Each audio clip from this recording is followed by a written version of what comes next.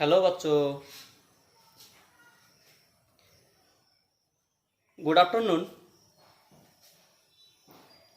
And awful thank you. I hope all my प्यारी बच्चों should be okay.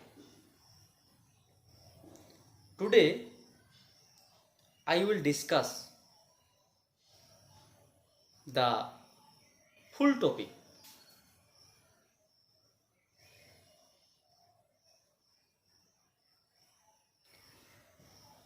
of expansion of solid and liquids. So I can request it all my dear students, please concentrate your mind to this lecture, because this lecture is so mysterious, I hope so mysterious and interesting and so important. তো যাই হোক, আজকের আমাদের এই 29তম লেকচারটি কঠিন এবং তরল পদার্থের প্রসারণে আমরা অনেক রকম গাণিতিক বিশ্লেষণ করেছিলাম। তাদের একটা ওভারভিউ বা শিডিউল বলা যেতে পারে, বা জিস্ট বলা যেতে পারে, সামারি বলা যেতে পারে, বা আমরা সব থেকে আরো ভালো বলতে পারি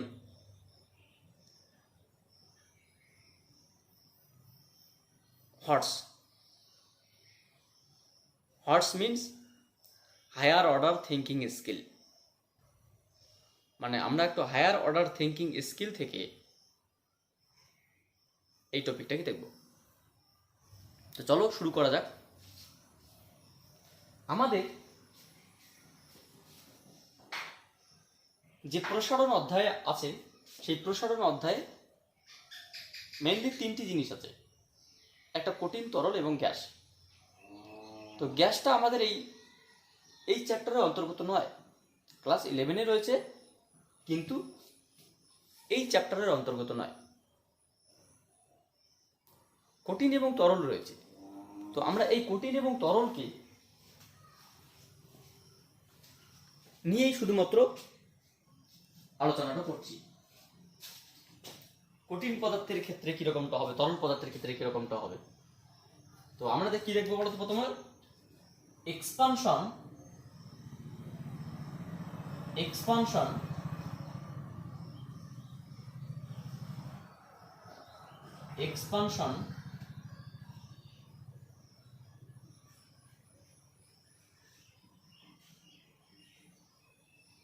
of solid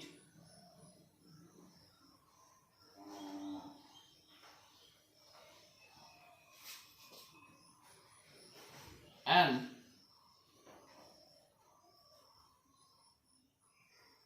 liquids।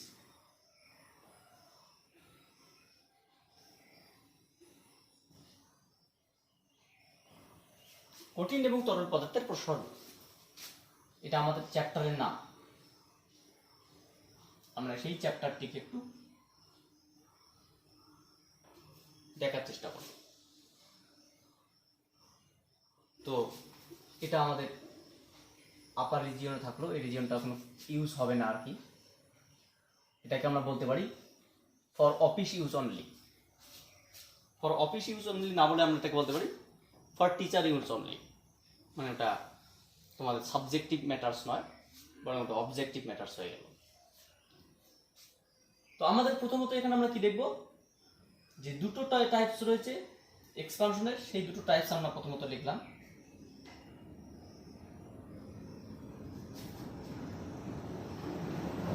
একটা হচ্ছে তোমার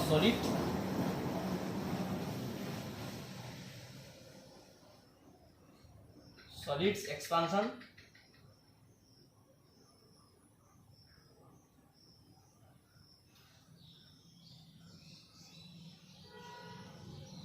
একটা তোমার লিকুইড এক্সপানশন।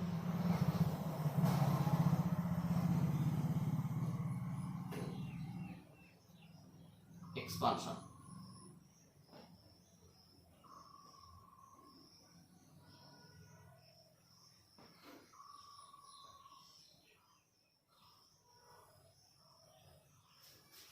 তো এখানে সলিড এক্সপানশন তিনটি, এটা এর আগে আমরা জানতাম। লিকুইড এক্সপানশনও তিনটি, সলিড এক্সপানশন তিনটি,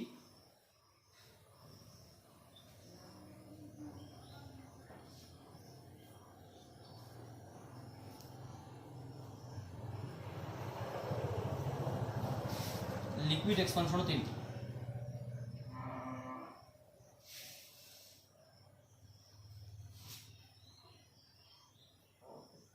সলিডের এই যে সলিডের পার্টটা, এটাকে কি আছে এখানে, linear, linear expansion.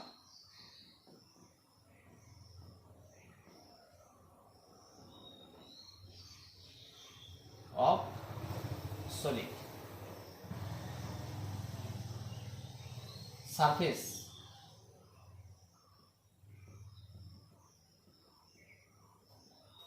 expansion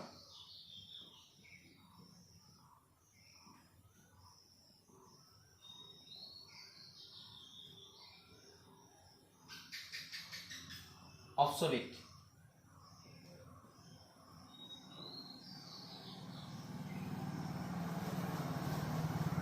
volume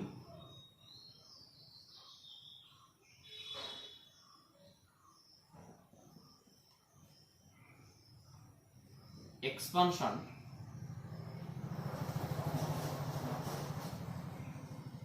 of solid।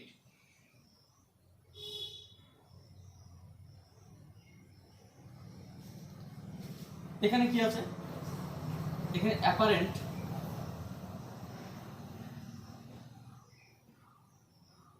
Expansion,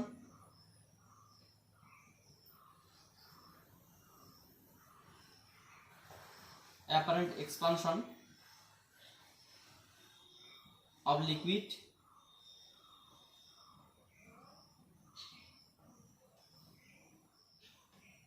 real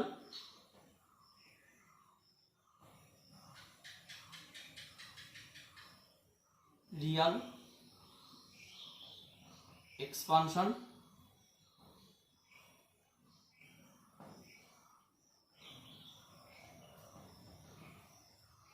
of liquid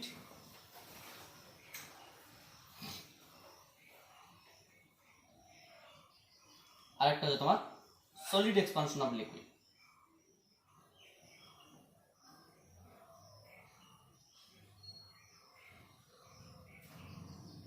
মানে তরলের পাত্রের প্রসারণ।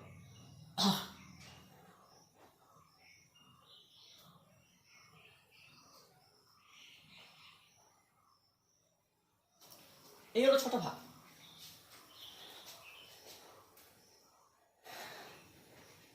যদি এদেরকে প্রত্যেকের কোএফিসিয়েন্ট দেখা হয়,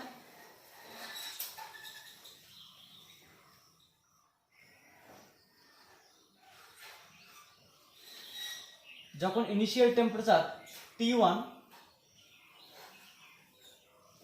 তখন কঠিন পদার্থের দৈর্ঘ্য L1, কঠিন পদার্থের ক্ষেত্র S1। এটাকে আমরা চাইলে L1 এর স্কোয়ারও লিখতে পারি যদি সেটা বর্গাকৃতি হয়, দরকার নেই, এটা S1 লিখতেই পারি, এটা আমরা চাইলে অসুবিধা নেই। কঠিন পদার্থের আয়তন V1, ঘনকাকৃতি হলে সেটা L1 কিউবও লেখা যেতে পারে। তরল পদার্থের আপাত আয়তন V1,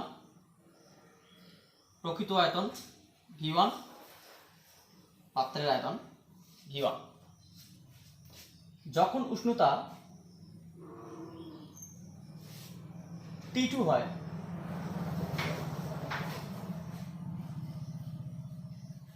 যখন ফাইনাল টেম্পারেচার বৃদ্ধি পেয়ে T2 হয়, তখন ফাইনাল দৈর্ঘ্য কতটা হয়, কোনো কঠিন পদার্থের দৈর্ঘ্য হয় L2, ক্ষেত্র হয় S2 বা L2 স্কোয়ার, আর আয়তন হয় v2 বা L2 কিউব। যদি সেটা একই পদার্থ হয় তাহলে এরকমটা হবে, তাহলে এমনি L1 S1 V1 L2 S2 V2 V1 V1 V1 VA VR VS apparent Real solid. এদের কোএফিসিয়েন্ট এই গুণাঙ্ককে কঠিন পদার্থ দৈর্ঘ্য প্রসারণ গুণাঙ্ককে আলফা চিহ্ন দ্বারা প্রকাশ করা হয়, ক্ষেত্র প্রসারণ গুণাঙ্ককে বিটা দ্বারা প্রকাশ করা হয়, আয়তন প্রসারণ গুণাঙ্ককে শুধুমাত্র গ্যামা দ্বারা প্রকাশ করা হয়, তরল পদার্থের আয়তন প্রসারণের গুণাঙ্কের মধ্যে আপাত প্রসারণ গুণাঙ্ককে গ্যামা এ দ্বারা প্রকাশ করা হয়, প্রকৃত প্রসারণ গুণাঙ্ককে গ্যামা আর দ্বারা প্রকাশ করা হয় এবং পাত্রের প্রসারণ গুণাঙ্ককে গ্যামা এস দ্বারা প্রকাশ করা হয়। তো এদের যে সম্পর্কটা হচ্ছে গিয়ে রিলেশন, যদি বলি আমরা এদেরকে রিলেশন, তাহলে সেই ফুল রিলেশনটা আসে প্রাথমিক দৈর্ঘ্য অন্তিম দৈর্ঘ্যের যে সম্পর্ক সেটা আসে কত, যে আমরা একটা বলতে পারি alpha is equals to L2 minus L1 by L1 into T2 minus T1, বা এটাকে আমরা বলতে পারি L2 is equals to L1 into 1 plus alpha T2 minus T1, এটা হতে পারে। ঠিক একই রকম বিটা সমান সমান হচ্ছে গিয়ে S2 minus S1 by S1 into T2 minus T1 হতে পারে, বা S2 is equals to S1 1 plus beta T2 minus T1, এটা হবে। সিমিলার হতে কঠিন পদার্থের আয়তন প্রসারণ গুণাঙ্ক গ্যামা সমান V2 minus V1 by V1 T2 minus T1 হতে পারে, বা V2 is equals to V1 1 plus gamma T2 minus T1 হতে পারে। তরল পদার্থের আপাত প্রসারণের ক্ষেত্রে গ্যামা এ সমান VA minus V1 by V1 into T2 minus T1 হতে পারে, বা VA is equals to V1 into 1 plus gamma A T2 minus T1 হতে পারে। প্রকৃত প্রসারণের ক্ষেত্রে gamma R is equals to VR Real minus VA V1 by V1 into T2 minus T1 হতে পারে, বা final volume VR is equals to initial volume V1 into 1 plus gamma R T2 minus T1, এটাও হতে পারে। এবং আমরা বলতে পারি gamma S is equals to VS minus V1 by V1 into T2 minus T1, বা ফাইনাল পাত্রের final আয়তন VS is equals to V1 into 1 plus gamma S T2 minus T1, এটাও হতে পারে। এগুলো আমাদের জানা আছে, যদিও এগুলো আমাদের সবকিছু জানা, তবু আমরা একবার এগুলোকে রেকটিফাই করার চেষ্টা করছি। আচ্ছা, এদের মধ্যে একটা সম্পর্ক আছে। এই যে আলফা, বিটা বা গামা, আলফা এর একক আলফা, যদি আমরা ইউনিট দেখি, এদের একক ইউনিট বা একক ইউনিট যদি লক্ষ্য করি, তাহলে আলফা এর একক সিজিএস তে ডিগ্রি সেলসিয়াস ইনভার্স, মানে অ্যাকচুয়ালি সিজিএস যদি আমরা দেখি, প্রথমটা যদি আমরা ভালো করে লিখি,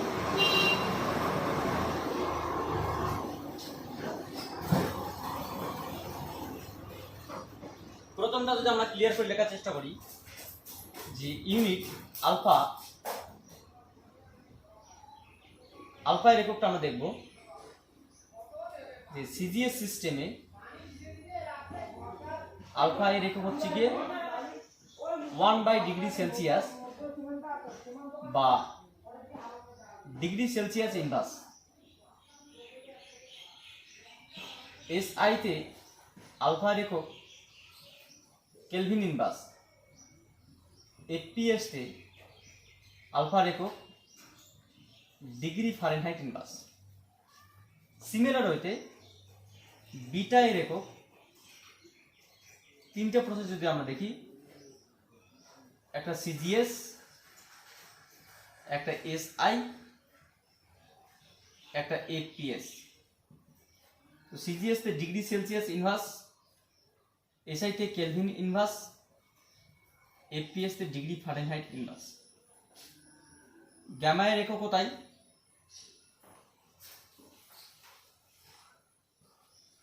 সিজিএস তে ডিগ্রি সেলসিয়াস ইনভার্স, এসআই তে কেলভিন ইনভার্স, এফপিএস তে ডিগ্রি ফারেনহাইট ইনভার্স। গ্যামা এ same, CGS, SI,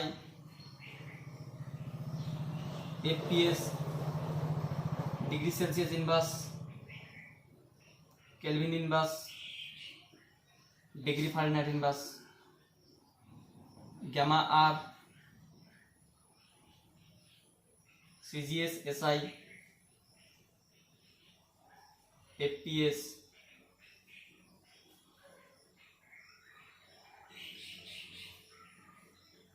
degree Celsius inverse, kelvin inverse, degree Fahrenheit inverse.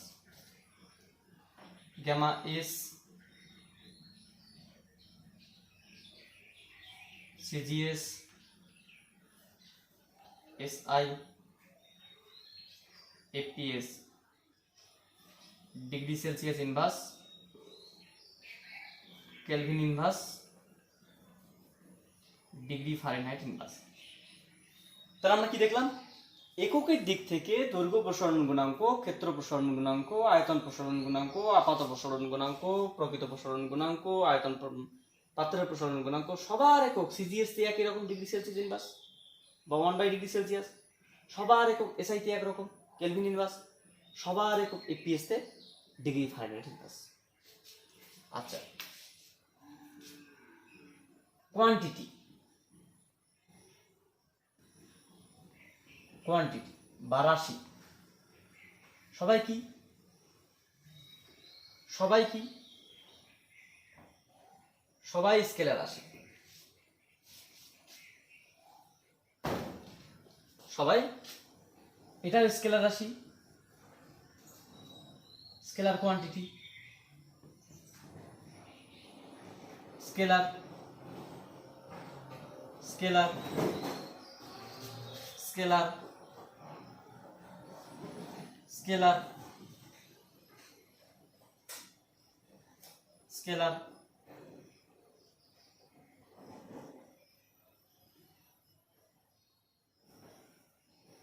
Quantity.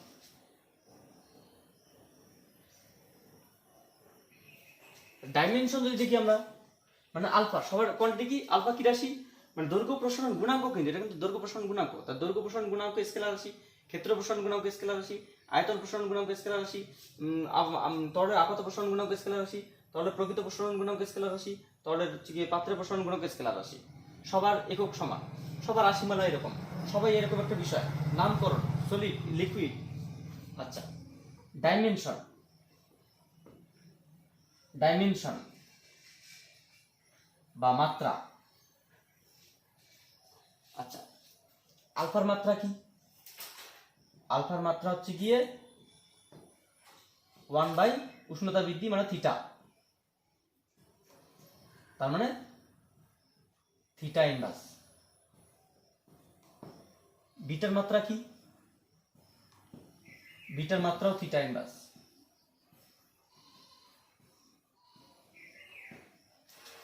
গামার মাত্রা কি? গামার মাত্রাও থিটা ইনভার্স।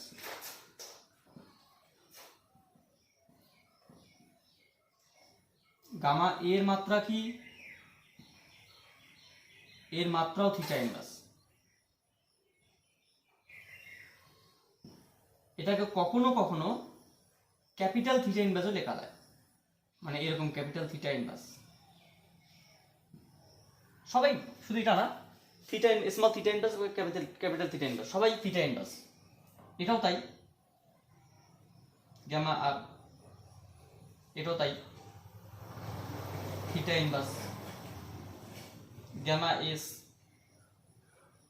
এটাও তাই।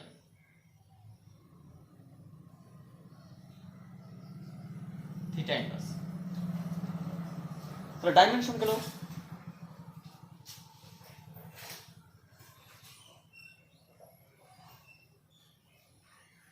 ডিপেন্ডেন্ট বা নির্ভরতা, নির্ভরশীল কোন কোন বিষয়ের উপর নির্ভর করে? The linear expansion coefficient which are depends on কোন কোন বিষয়ের উপর নির্ভর করে? এটা শুধুমাত্র only depends on temperature, only depends on temperature, temperature.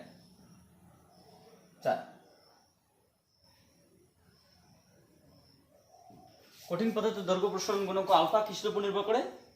Alpha শুধুমাত্র দৈর্ঘ্য প্রসারণ গুণাঙ্ক শুধুমাত্র উষ্ণতার উপর নির্ভর করে। বিটা সেম, মানে only depend on temperature, only depends on temperature,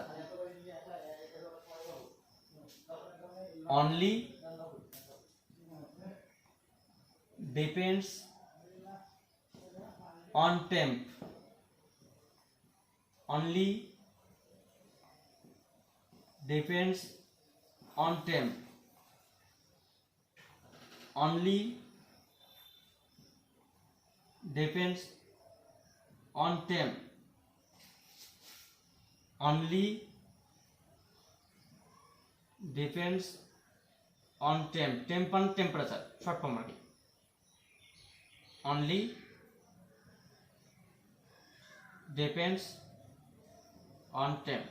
তবে টিইএমপি ডট দিতে হবে, ডট দিলে কি টেম্পারেচারকে নির্দেশ করে, ডট না দিলে কিন্তু হবে না। TEMP dot, TEMP dot, TMP dot, TMP dot, temperature. আচ্ছা, কঠিন পদার্থের তিনটি প্রসারণ গুণাঙ্কের মধ্যে যদি সম্পর্ক করা হয়, রিলেশন, এটা তো এমনি রিলেশন, এটাকে বলা হয় এক্সপ্রেশন, এটাকে বলা হয় এক্সপ্রেশন, বিস্তার, এক্সপ্রেশন, এদেরকে বলা রিলেশন, সম্পর্ক। কি এই তিনটির মধ্যে সম্পর্ক হচ্ছে কি, যে alpha is equals to beta by 2 is equals to gamma by 3। এই তিনটির মধ্যে সম্পর্ক কি, যে gamma R is equals to gamma a plus gamma s। প্রকৃত প্রসারণ গুণাঙ্ক আপাত প্রসারণ গুণাঙ্ক এবং পাত্র প্রসারণ গুণাঙ্কের সঙ্গে সম্পর্ক। আরো হয়তো কিছু বিষয় আছে। এটা হচ্ছে তোমাদের প্রকৃত প্রসারণ গুণাঙ্ক কোথায় গেল, এটা স্পেশালি এটার উপর একটা পার্ট পড়া যেতে পারে। প্রকৃত প্রসারণ গুণাঙ্ক তরলের নিজস্ব ধর্ম, সেলফ প্রপার্টি, প্রপার্টি। আর এর কেউ নিজস্ব ধর্ম নয়। আর হয়তো কিছু বিষয় আছে আমার সবটা হয়তো মনে পড়ছে না, বা আমি হয়তো সবটা এক জায়গায় গুছিয়ে বলতে পারছি না। এরকম ছোট জায়গায় আমি যতটুকু সম্ভব হচ্ছে তোমাদের বোঝানোর চেষ্টা করছি। এটা ছাড়াও এদের একটা ঘনত্বের সম্পর্ক আছে, এদেরকে আমরা যদি বলি ডেনসিটি রিলেশন কী ছিল, যে গ্যামা কঠিন পদার্থের ক্ষেত্রে কী ছিল, আয়তন প্রসারণ গুণাঙ্ক কী ছিল, gamma is equals to d1 minus d2 by d1 into t2 minus t1, বা d2 is equals to d1 into 1 minus gamma t2 minus t1 এরকম একটা সম্পর্ক ছিল। আর তরল পদার্থের মধ্যে ঘনত্বের একটা সম্পর্ক ছিল, যেটা হচ্ছে তোমার আমরা গ্যামা আর বলবো অবশ্যই সেটা, কারণ তরলের ক্ষেত্রে আয়তন প্রসারণ বলতে রিয়ালটাই বোঝায়, প্রকৃতটাই বোঝায়। Gamma R is equals to rho 1 minus rho 2 by rho 1 t2 minus t1, বা এটাকে আমরা বলতে পারি rho 2 is equals to rho 1 plus gamma R t2 minus t1 and etc. তো যাই হোক, তোমরা এগুলো ভালো করে দেখো। আমরা আগামী 30 নম্বর লেকচারে জলের ব্যতিক্রান্ত প্রসারণ বলে একটা টপিক রয়েছে, ছোট্ট একটা টপিক, এটা হয়তো 10-15 মিনিট লাগবে বা 20 মিনিট লাগবে, সেটা আমরা আলোচনা করার পর আমরা নেক্সট এই চ্যাপ্টারে ম্যাথামেটিক্স বা নিউমেরিক্যাল কিছু সলভ করার চেষ্টা করব। So thank you for watching my video.